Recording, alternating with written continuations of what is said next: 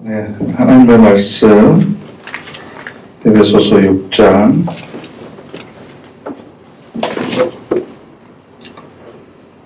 10절부터 13절까지 함께 읽겠습니다. 끝으로 말씀드립니다. 여러분 주님 안에서 그분의 막강한 힘으로 능력 있게 되십시오. 하나님이 주시는 갑옷으로 완전히 무장하십시오. 그래서 마귀의 계략에 맞서 여러분이 버텨낼 수 있도록 하십시오. 우리가 맞서 싸울 상대는 피와 살을 가진 사람이 아니기 때문입니다. 우리의 지배자들, 권력자들, 이 어둠의 세상을 휘어잡고 있는 자들, 하늘에 있는 악한 영들이기 때문입니다. 그렇기 때문에 여러분은 하나님이 주시는 무기로 완전한 무장을 갖추십시오. 그래야만 여러분이 악한 날에 맞설 수 있고 모든 것을 다 이루고 나서 단단히 서 있게 될 것입니다. 아멘. 11절 말씀을 보시면 마귀의 계략이라고 하는 단어가 나오는데요. 이 마귀의 계략에 의해서 우리가 때로 넘어지기도 하고 좌절하기도 하고 또 현실적인 어려운 문제들을 많이 겪습니다. 그래서 지난주에는 죄책감에 대한 이야기를 했었습니다. 그리고 이런 마귀의 계략이 우리의 감정과 정서적인 것들을 자극해가지고 우리가 가지고 있는 믿음과 확신들을 많이 흔들어 놓는 경우들이 있는데 오늘 우리가 살펴보려고 하는 것은 의심과 낙심에 관한 겁니다. 이 의심이라고 하는 것은 제일 먼저 우리가 많이 생각하는 의심 중에 하나가 뭐냐 그러면 하나님은 공평하신가? 하나님은 정의로우신가? 이게 어디에서부터 시작되냐 그러면 하나님이 정말로 나를 사랑하시는가? 입니다. 그러니까 왜 하나님께서 나를 사랑하신다면 내가 살아가면서 이런 문제들, 이런 어려움들, 이런 고난을 겪게 하는가? 내가 성실하게 살았고 정직하게 살았는데 왜 이런 원인을 알 수 없는 또 혹은 원인이 뚜렷하지 않는 이런 문제에 봉착하게 되는가? 정말로 하나님은 공평하신가? 하나님은 나를 사랑하신가? 라는 겁니다. 인간이 한계 상황에 접하게 되면 가장 먼저 느끼는 감정이 무력감이잖아요. 내가 아무것도 할 수 없다라고 하는 무력감이 들고 그렇게 되면 영적인 가치관이 붕괴됩니다. 이 세상은 질서가 있는 곳이라고 생각했는데 이게 질서가 있다면 왜 내 삶에 갑자기 이런 일이 닥치지? 그리고 선한 사람이 대접받고 악한 사람은 심판받는다라고 하는 그런 생각들이 전부 무너집니다. 내가 선하게 산다고 살았는데 왜 내가 이런 일들을 겪어야 되고 악하게 사는 사람들은 왜 여전히 승승장구하면서 살아야 되는가라는 겁니다. 이 대표적인 사람이 바로 욥이잖아요. 욥. 아브는 잘못한 것이 없고 동방의 의인이라고 하나님으로부터 인정받았음에도 불구하고 10명의 자녀들이 하루아침에 죽고 재산들을 전부 다 잃어버리고 또 몸은 그 욕창에 걸려서 악성 종기죠. 고생하고 아내는 저주하면서 떠나버립니다. 친구가 와가지고 위로한답시고 일주일 동안 침묵하면서 그 고통의 자리에 있기는 했는데 그 뒤에는 계속해서 욥을 질책하는 소리들만 합니다. 네가 이런 꼴을 당하는 걸 보면 분명히 죄를 지은 게 분명하다. 너는 아니라고 이야기하지만 기억하지 못하는 죄도 있을 거다. 생각으로 마음으로 지었던 죄도 있을 것이다. 그래서 욥은 끊임없이 항변하죠. 나는 잘못한 것이 없다. 그래서 억울하다. 이런 똑같은 질문이 시편 73편에 나오는데요. 여러분 시편은 있으시잖아요. 네. 시편 73편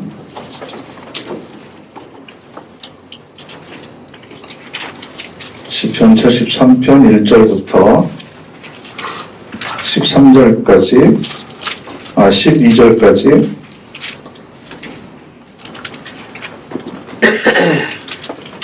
함께 읽겠습니다. 하나님은 참으로 좋으십니다. 이스라엘에게 마음 맑은 사람들에게. 그러나 나는 발이 미끄러질 뻔했습니다. 발걸음이 헛나갈 뻔했습니다. 헛나는 사람들 때문에 내가 시샘했거든요. 악인들이 잘 되는 것을 내가 봐야 했고요. 그들은 죽을 때도 괴로움을 겪지 않고 그들의 통통한 몸에서는 기름기가 흐르니까요. 사람이 겪는 수고로움이 그들에게는 없고 그들은 남들처럼 어려움에 시달리지도 않습니다. 이러므로 그들은 건강짐이라는 목걸이를 하고 폭력이라는 옷으로 자기 몸을 휘감습니다. 살이 쪄서 그들의 눈이 튀어나왔습니다. 마음으로 상상하는 것들이 넘쳐납니다. 그들은 비웃으며 나쁘게 말합니다. 사람을 내려다보면서 억누르는 말을 합니다. 그들은 하늘에 둡니다. 자신들의 입을. 그들의 혀가 온 땅을 휘젓고 다닙니다. 이러므로 하나님의 백성조차 그리로 돌아가서 물 마시듯이 그들의 말을 받아들입니다. 그들은 말합니다. 신이 어떻게 하실까? 가장 높다고 하지만 지식이 있을까? 보십시오. 이들은 악인들인데 언제나 편안히 지냅니다. 재산을 늘려갑니다. 참으로 헛됩니다. 네, 12절까지 보시면 2절에 나는 발이 미끄러질 뻔했습니다. 발걸음이 헛나갈 뻔했습니다. 왜 이런 시험에 빠졌죠? 정당하게 살아도 아무런 소용이 없더라. 하나님은 공평한 분이 아니더라. 왜냐하면 악인들이 형통하고 있다. 악인들이 의인들의 발을 짓밟고 등을 치고 서서 폼을 내고 그래서 정직하게 살았던 사람들이 마음이 상한 겁니다. 내가 선하게 산 것에 대해서 대접을 못 받은 것 때문에 지금 화가 나는 것이 아니라 불의하고 불법을 행하고 포악한 사람들이 오히려 세상에서 떵떵거리면서 나중에 11절에 신이 어떻게 아실까? 이런 지식이나 있기나 할까? 그러면서 하나님을 우롱하기까지 합니다. 그러니까 13절에 뭐라고 하냐 그러면 참으로 헛됩니다. 내가 마음을 깨끗하게 하고 잘못하지 않았다고 손을 씻은 것이. 혹시나 잘못한 것 있으면 얼른 손을 씻고 마음을 깨끗하게 하려고 그렇게 애를 쓰면서 살았는데 이 모든 것이 너무나 헛됩니다. 이게 바로 마귀의 계략입니다. 왜 우리가 이 마귀의 계략에 빠지냐 하면 기독교의 근본 신앙을 오해하고 있습니다. 우리가 신앙을 가지고 믿음 생활을 하는 첫 번째 이유는 이 세상에서의 형통함이나 이 세상에서의 성공이나 이 세상에서의 부함이 아니거든요. 네. 지도하게 고난이 핸드폰 소리 나잖아. 네, 모든 것이 은혜라는 소리를 줄여내. 핸드폰이 없어. 네. 네. 어디까지 했죠? 네.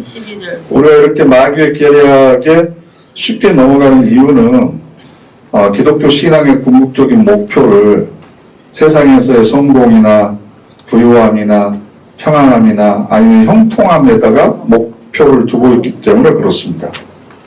우리가 가지고 있는 신앙의 궁극적인 목적은 하나님께서 기뻐하시는 사람으로 우리가 완성되는 겁니다. 이걸 예수님께서는 아버지께서 온전하신 것처럼 너희도 온전하라.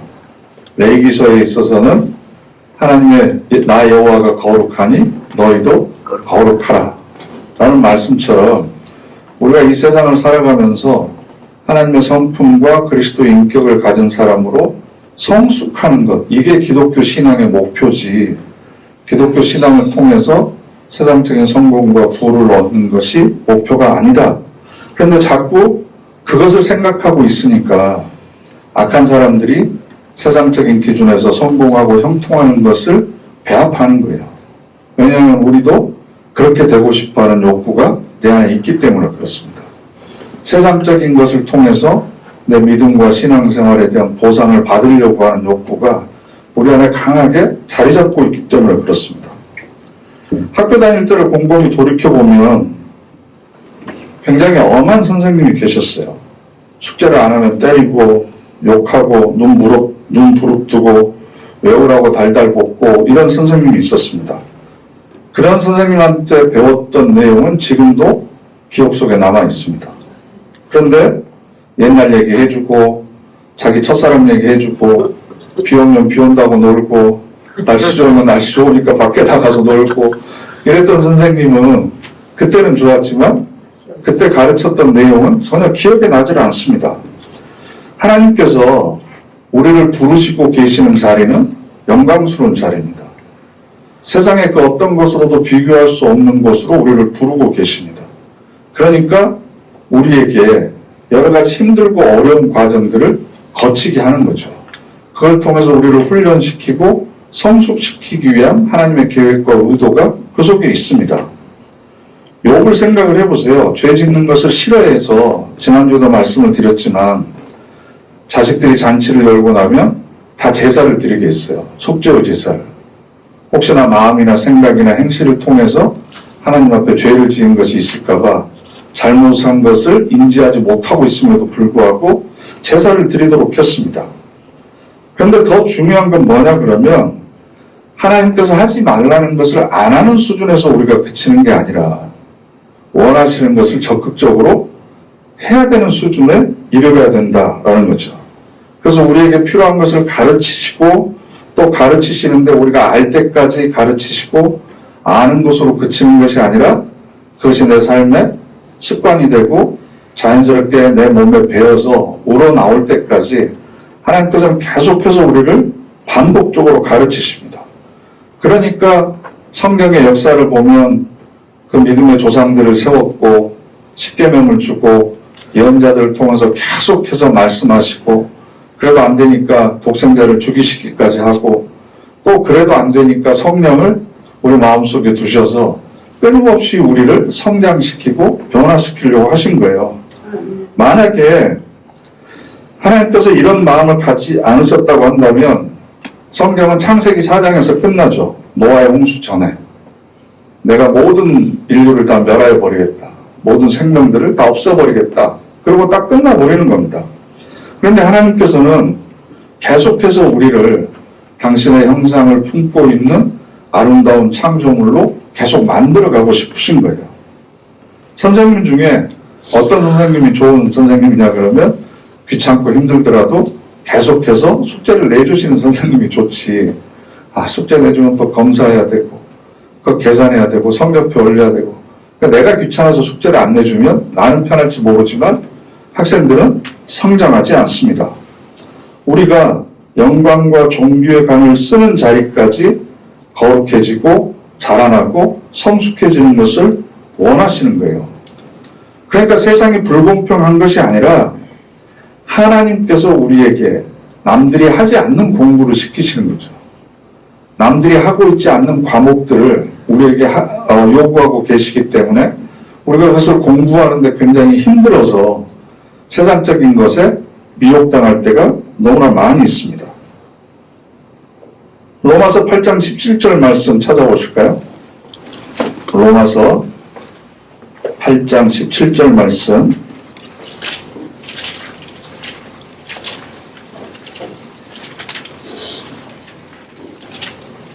로마서 8장 17절 말씀 함께 읽겠습니다.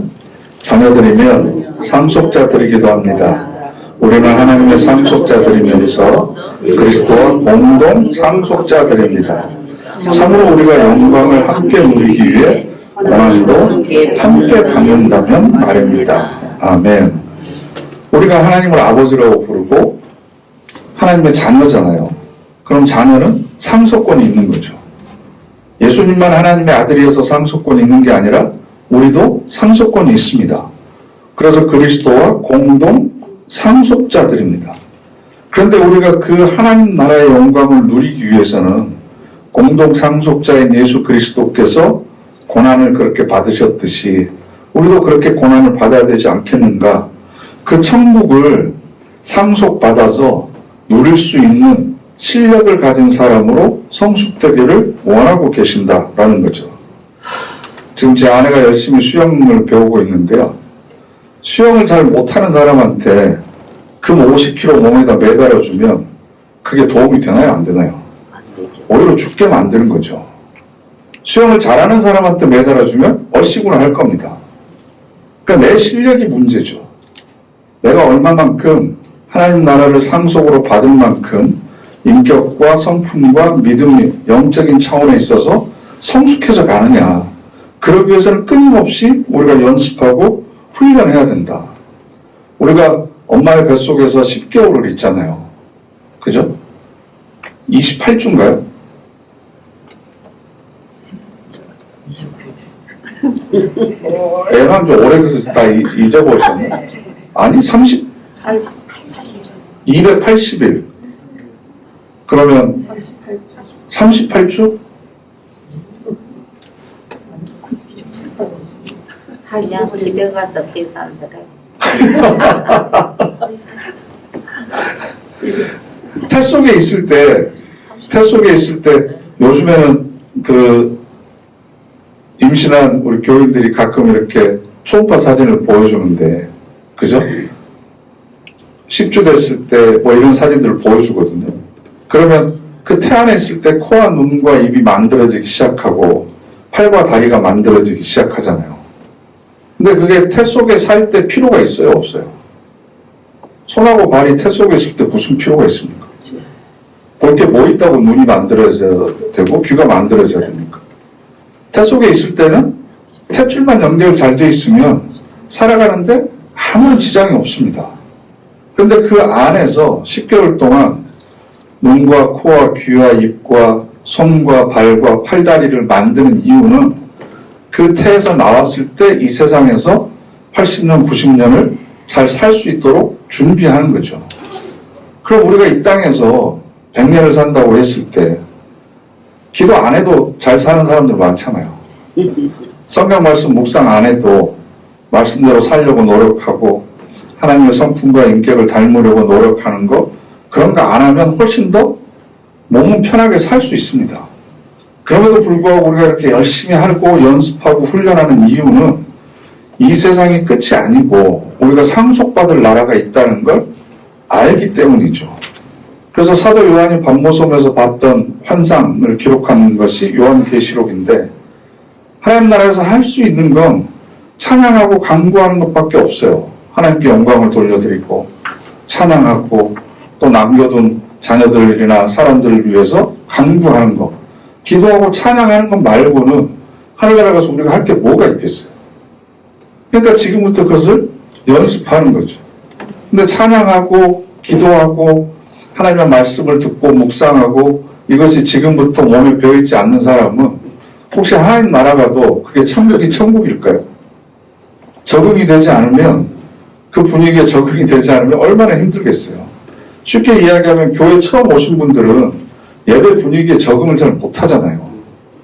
왜냐하면 찬양을 잘 모르니까, 교회에서 사용하는 언어들을 잘 모르니까 어색하고 낯설고 분위기가 너무 이상한 거죠. 생경한 거죠. 그래서 우리가 지금 하나님께서 우리에게 가르치는 여러 과목들을 연습하고 있는 거다. 그러니까 하나님은 공평하지 않는 분이 아니시고 공평하십니다. 우리를 위해서 더 많은 것을 주시기 위해서 지금 나를 단련시키고 있는 거다. 그 다음으로 우리가 생각해야 될 문제는 죄의 용서에 관한 겁니다. 하나님께서 정말로 내 모든 죄를 용서해 주셨을까라고 하는 의심이 드는 거죠. 그래서 어디까지 회개해야 되는가? 그러면 내가 잘못한 것을 인정하는 것으로 정말 끝날까? 아니면 내가 잘못한 것에 대한 대가를 내가 이 땅에서 치러야 되는가? 내가 그렇게 잘못했는데 하나님이 정말로 용서해 주셨을까? 라는 의심이 드는 겁니다. 그래서 그 존 뉴턴이라고 우리 찬송가 어메이징 그레이스, 나 같은 죄인 살리신 주은혜 놀라와, 이 사람이 노예 상인이었거든요. 노예를 그 흑인들을 잡아다가 배에다 싣고 가다가 병에 걸리거나 아니면 저항하거나 반항하거나 그러면 죽여서 그냥 바다에 던져버렸습니다. 물건으로 돈으로 환산해서 사람들을 생각했거든요. 나중에 회심을 했지만 정말로 하나님이 나 같은 사람도 용서해 주셨을까? 라고 하는 의심을 끊임없이 했던 거죠. 그러고 나서 이제 이사야서에 있는 내가 너를 사랑하고 보배롭고 존귀히 여긴다 라고 하는 그 말씀을 듣고 이 의심들을 이겨내기 시작했는데 우리도 마찬가지입니다. 하나님은 우리에게 어떤 죄값을 요구하신 적이 없습니다. 그러면 예수 그리스도의 십자가가 무효화되기 때문에 그렇습니다. 그래서 시편 103편 말씀 한번 찾아보실까요? 다시 시편으로 넘어가세요. 시편 103편 8절부터 10절까지 시편 103편 8절부터 10절까지 함께 읽겠습니다. 자비로우신 하나님, 불쌍히 여겨주시는 하나님이시여, 여호와는 오래 참으시는 한결같은 사랑이 넉넉한 하나님이시지. 여호와는 계속 다투지 않으시고 화를 영원히 품지 않으시지. 여호와는 우리의 죄에 맞춰 우리를 다루지 않으시고 우리의 잘못에 맞춰 우리에게 갚지 않으시지. 아멘. 이 말씀이 얼마나 우리에게 위로됩니까? 10절에 우리의 죄에 맞춰서 우리를 다루셨다고 한번 생각을 해보세요. 우리 잘못에 맞게 우리에게 갚았다고 한번 생각을 해보세요. 그러면 우리가 어디 있어야 돼요? 다 십자가에 매달려 있어야 돼요. 아니면 진작 내 목숨을 대가로 그 죄가를 치러야 되는 거죠. 그래서 11절에 하늘이 땅 위에 드높듯이 여호와의 한결같은 사랑도 강력하시거든 여호와를 두려워하는 사람에게는 12절 동쪽이 서쪽으로부터 멀듯이 우리에게서 멀어지게 하셨어. 우리가 지은 죄를 아버지가 자식에게 자비를 베풀듯이 여호와는 그분을 두려워하는 사람들에게 자비를 베푸시지. 아멘.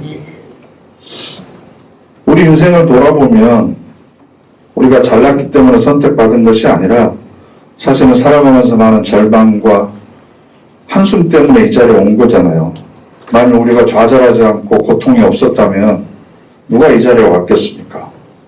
하나님께서 우리에게 고난을 주셨고 남모르게 울 수밖에 없는 일들을 허락하셨고 한숨을 쉴 수밖에 없는 일들을 허락하셨기 때문에 그때 우리가 영적인 것에 대해서 생각하기 시작했고 인생이 무엇인지를 생각하게 됐고 아 내가 한계 있는 존재구나 라고 하는 것을 알고 십자가를 의지하는 사람으로 만드신 거잖아요. 그러니까 하나님께서는 우리에게 죄값을 요구하시는 것이 아닙니다. 우리에게 요구하시는 것은 회개입니다. 회개. 너희가 하나님을 버리고 너희 욕심대로 네 멋대로 지금까지 살아왔다는 것을 인정해라. 인정해라. 그리고 삶의 방향을 바꿔라. 그러면 그것이면 충분하다라는 겁니다. 그러면 삶의 방향을 바꾸면 우리 삶의 내용을 하나님께서 채워주십니다. 어떻게 채우시냐 그러면 존귀와 영광의 면류관을 쓸 수 있는 사람으로 우리를 훈련시켜 주시고 단련시켜 주시는 거죠. 죄에 대한 형벌로 우리를 고난 가운데 두시는 게 아니고 면류관을 쓸 수 있는 자격을 우리에게 부여하기 위해서 우리를 연습하시고 훈련하시는 거예요. 그러니까 하나님을 모르는 사람들이 세상을 살아가면서 병에 걸리거나 부도가 나거나 좌절하거나 그러면 아이고 벌 받았나 보다. 그건 버릴 수 있죠. 그러나 우리 믿음의 사람들이 그런 일들을 겪는 경우는 내가 죄 지은 것에 대해서 하나님께서 벌을 내리시는 것이 아니라 우리를 더욱더 연습하고 훈련시키셔서 더 높은 수준의 믿음을 갖도록 하기 위해서 우리에게 그런 것을 허락하신 거다. 나를 사랑하시고 위하시고 복 주시기 위해서 내 삶을 간섭하시는 거다. 그러니까 문제는 그런 어려운 일들을 겪고 나서 내가 얼마만큼 하나님을 의지하는 사람으로 신앙과 믿음이 성숙했느냐 이게 중요한 거지. 남들이 안 해도 될 일을 왜 나는 겪어야만 되느냐 이건 우리에게 중요한 문제가 아니다. 그러니까 하나님께서 허락하신 이 길을 걸어가는 것 자체가 우리에게는 복이고 우리에게 자랑이 되어야 된다라는 겁니다. 잠시 받는 환난은 가벼운 것이지만 우리가 받게 될 영원한 영광에 비하면 이건 아무것도 아닙니다. 그런데 사탄은 계속해서 우리에게 속삭이시는 거죠. 하나님은 네가 지은 죄를 못 참으신다. 너는 어떤 수단을 쓰더라도 그 죄값을 치러야 된다. 그러면서 죄책감을 계속해서 우리 안에 심어주고 우리가 하나님 안에서 누려야 될 기쁨이나 평안이나 위로 같은 것들을 누릴 수 없게 만드는 거죠. 이 기초가 흔들리면 우리의 믿음이 정상적으로 자라날 수가 없습니다. 그래서 끊임없이 우리를 의심하게 만듭니다.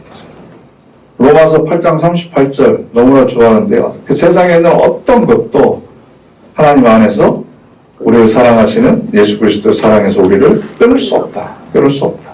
세상의 그 어떤 것도 심지어 내 죄라고 하더라도 예수 그리스도 안에 있는 하나님의 사랑으로부터 나를 끊어지게 할 수 없다.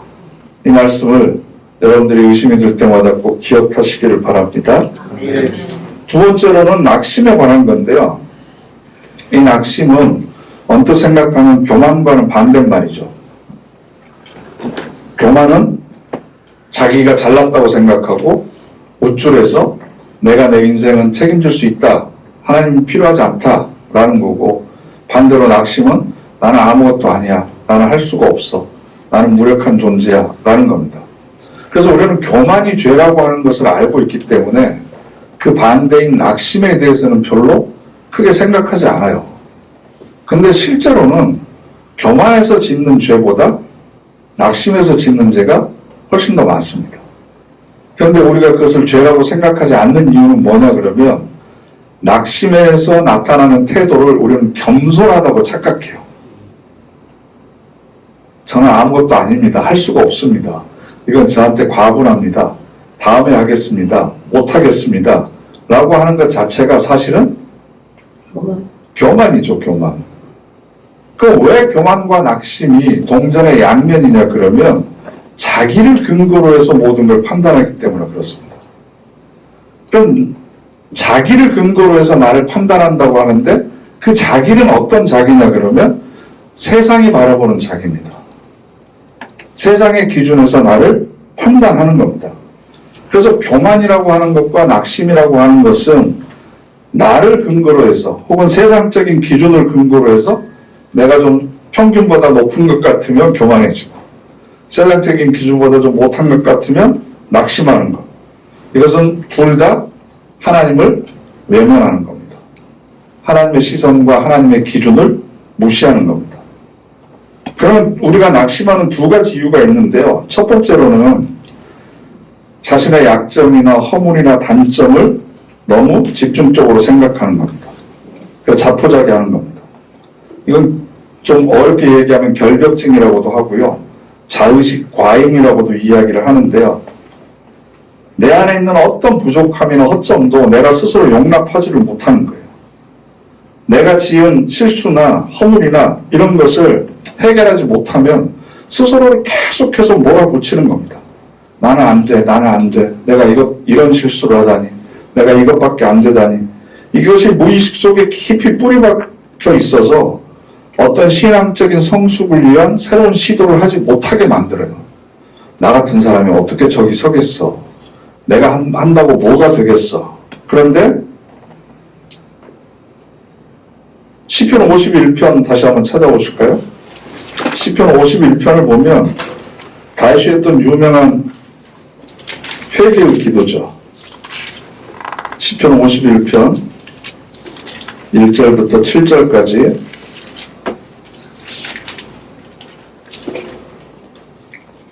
함께 읽겠습니다. 나를 불쌍히 여겨주십시오. 오 하나님, 한결같은 사랑으로 크신 자비로 내 범죄를 지워주십시오. 나를 잘 씻어주셔서 잘못이 사라지게 하시고 죄가 없어지도록 나를 깨끗하게 해주십시오. 내 범죄를 내가 잘 알고 있고 내 죄가 늘 내 앞에 있습니다. 주님께만 내가 죄를 지었고 주님 보시기에 나쁜 짓을 내가 저질렀습니다. 그래서 주님이 말씀하실 때 주님은 올바르시고 주님이 판가름하실 때 주님은 깨끗하십니다. 아, 잘못 가운데 내가 태어났고 죄 가운데 어머니가 나를 가졌습니다. 아, 주님은 진실이 마음속 깊은 곳에 있기를 바라시고 내 안에 감추어진 곳에서 지혜를 내게 알려주십니다. 주님이 내 죄를 희석으로 없애주시면 내가 깨끗해지겠습니다. 주님이 나를 씻겨주시면 내가 눈보다 더 희어지겠습니다. 아멘. 이 말씀을 보면요, 다윗이 내가 왜 죄인인가 하는 고백이 있고요, 또 하나님 나를 용서해 주시고 나를 깨끗하게 해 주십시오 라고 하는 고백이 나옵니다. 그런데 여러분 상식적으로 생각을 해보면 하나님 내가 죄를 지었습니다. 내 죄를 용서해 주십시오. 이 사이에 뭐가 있어야 돼요? 내가 잘못했습니다. 이런 고백이 있어야죠. 내가 잘못했습니다. 내 죄를 달게 받겠습니다. 다시는 그러지 않겠습니다. 이런 고백이 중간에 있어야 되는데 그런 고백이 없습니다. 단지 뭐라고 얘기해요? 나는 죄인입니다. 이것과 무조건 나를 깨끗하게 해주십시오 라고 하는 요구만 있습니다. 물론 회개하고 있기 때문에 이런 기도문을 썼죠. 회개도 안 하고 이런 기도문을 썼을 리는 없습니다. 그런데 제가 강조하려고 하는 것은 인간은 자신의 잘못에 대해서 스스로 용서받을 방법이 없다는 겁니다. 그리고 인간은 다시 죄를 짓지 않겠다는 약속을 할 수 있는 존재가 아니라는 겁니다. 왜냐하면 우리는 언제든지 동일한 범죄를 계속해서 저지를 가능성을 가지고 있습니다. 그럼에도 불구하고 그런 한계를 가지고 있음에도 불구하고 우리에게 다행인 것은 하나님께서는 우리를 용서해 주신다는 겁니다. 그게 바로 하나님의 한결같은 은혜고 긍휼입니다. 그러니까 내가 하나님 앞에서 용서를 받는 것은 하늘보다도 높으신 하나님의 사랑과 긍휼과 자비 때문에 용서를 받는 거지, 내가 잘못한 것에 대해서 내가 책임을 지고 내가 다시는 안 그러겠다고 혈세라도 쓰고 그래서 용서받는 것이 아니라는 거예요. 그런데 스스로에 대해서 결벽증에 걸리면 내가 실수한 것, 잘못한 것을 어떻게 해서든지 내 힘으로 회복시키고 다시 만회하고 그래야만 내가 온전해질 수 있다라고 하는 생각을 계속적으로 하기 때문에 하나님을 붙드는 것이 아니고 자기의 죄의식과 문제를 스스로 해결하려고 해요. 그러다 보니까 자꾸 하나님으로부터 멀어지고 이게 스스로를 낙심하게 만드는 겁니다. 내 안에 있는 죄를 스스로 다 씻어야 된다. 그것이 다 씻겨지기 전까지 네가 무슨 일을 하겠다고, 너는 어떤 일도 해서는 안 된다. 이것 때문에 사실은 성찰이 잘못된 방향으로 가고 있기 때문에 우리를 움츠러들게 만들고 하나님을 위한 어떤 적극적인 일도 하지 못하도록 방해하고 있는 겁니다. 사실은 이런 반성은 헛수고일 수밖에 없는 거예요. 회개하는 것이 헛수고라는 말은 결코 아닙니다. 나는 죄를 지을 수밖에 없는 존재고 약점과 허물이 많은 존재고 내가 잘못한 사람들을 보면 비난하기도 하지만 내가 그 상황에 있었다면 나는 그 사람보다 더 큰 실수나 잘못을 범할 가능성을 가지고 있다라고 하는 것을 인정하는 자리에서 하나님, 제가 이러니 저를 붙들어 주십시오. 제가 더 큰 죄를 지더라도 하나님, 제가 그것을 스스로 용서를 받거나 책임질 수 있는 능력이 없으니까 하나님께서 우술처로 나를 정결하게 해주셔야 됩니다. 이런 기도를 지금 다윗이 하고 있는 겁니다. 그래서 14절부터 17절까지 시편 51편 다시 읽어보죠. 나를 건져내 주십시오. 살해당할 위험에서 오 하나님, 내 구원의 하나님, 내 혀로 기뻐 외치겠습니다. 주님의 공의를. 오 주님, 내 입술을 열어주십시오. 내 입으로 주님의 명성을 널리 알리겠습니다. 주님은 희생제물을 마음에 들어하지 않으십니다. 그러셨더라면 내가 바쳤을 것입니다.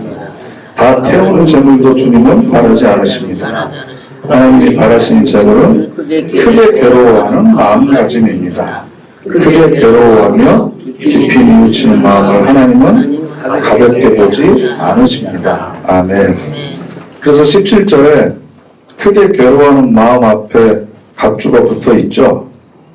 이걸 다른 말로 하면 부서진 영, 크게 괴로워하고 깊이 뉘우치는 마음은 2번 보시면 부서지고 깨진 마음.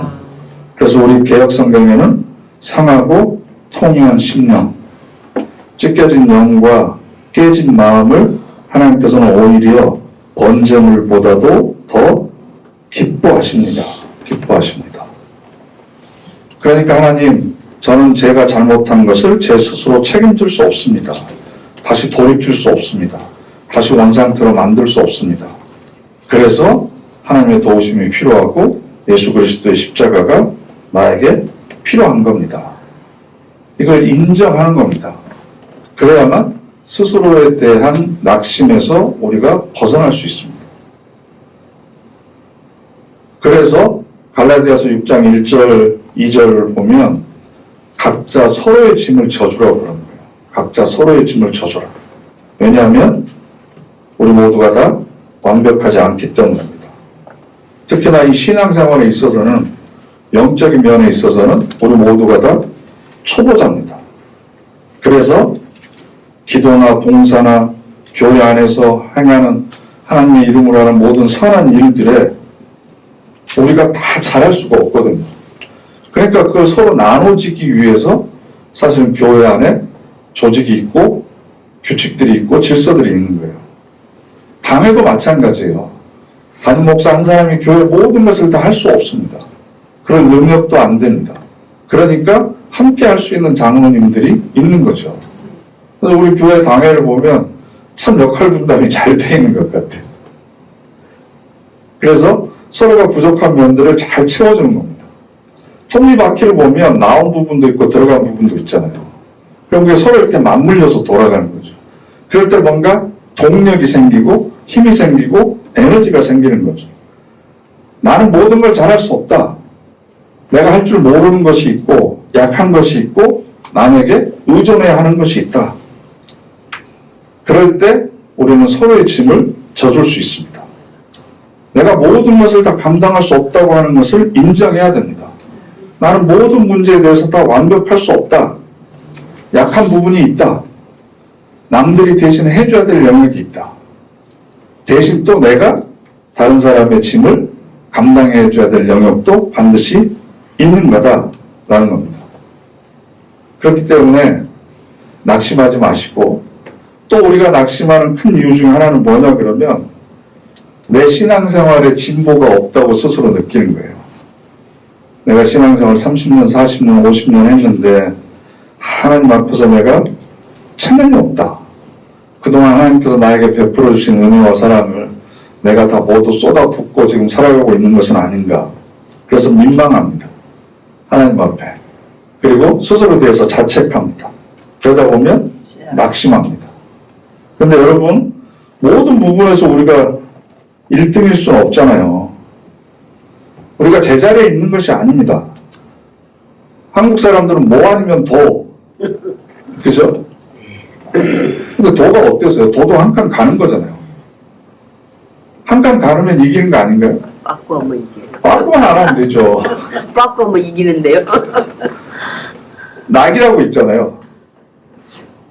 낙도 이기는 거죠. 그 자리를 지키고 있는 게 그게 얼마나 힘든 건 줄 아세요? 뒤로만 안 가면 되는 거잖아요. 근데 우리는 막 4칸, 5칸, 한꺼번에 막 10배 칸 가야만 그게 내 신앙생활에 진보가 있는 거라고 생각하는데, 자기 자리를 지키고 있는 것만 해도 사실은 내가 잘하고 있는 겁니다. 한 칸 나가는 것도 사실은 굉장히 잘하고 있는 겁니다. 고린도전서 12장 말씀 한번 찾아보실까요? 로마서 다음에 고린도전서 12장 22절부터